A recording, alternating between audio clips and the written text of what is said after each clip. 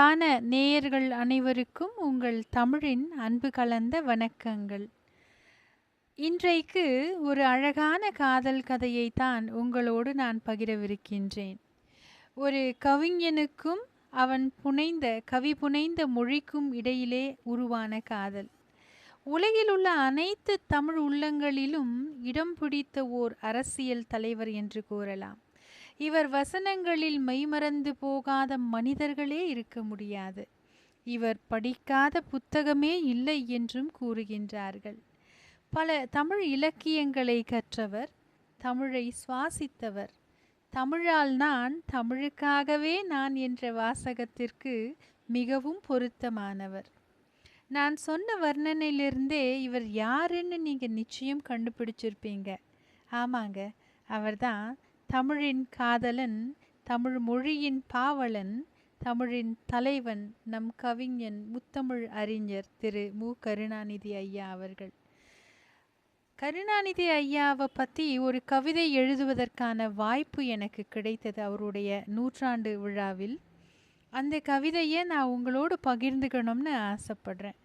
நம் கலைஞரை பாரில் உள்ள எல்லோரும் நேசிக்கக்கூடிய வண்ணம் அவருக்கு இறைவனால் தமிழ் மொழியின் ஆற்றல் மிக மிக மிக சிறப்பாக இருந்தாலும், நம் கலைஞரை பலரும் நேசித்திருக்கலாம், நேசித்து கொண்டிருக்கின்றார்கள். ஆனால் அவர் நேசித்த ஒருவர் இருக்கின்றார். அது யார் தெரியுமா?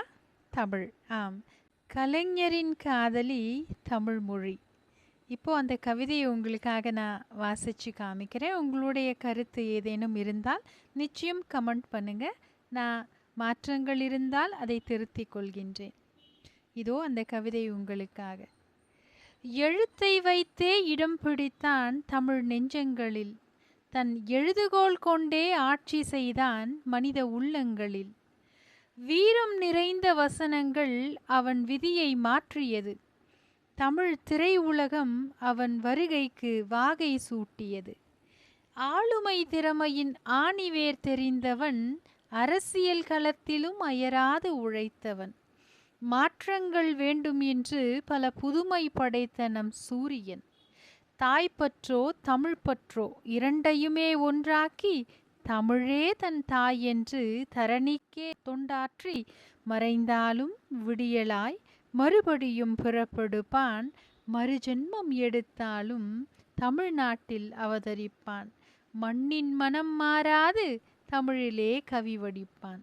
ஆம், நம் முத்தமிழ் அறிஞர் திரு மு. கருணாநிதி அவர்கள் என்றைக்குமே நிலை பெற்ற சிறந்த தமிழ் அறிஞராக இந்த மண்ணிலே நம் மனங்களில் வலம் வந்து கொண்டுதான் இருப்பார்.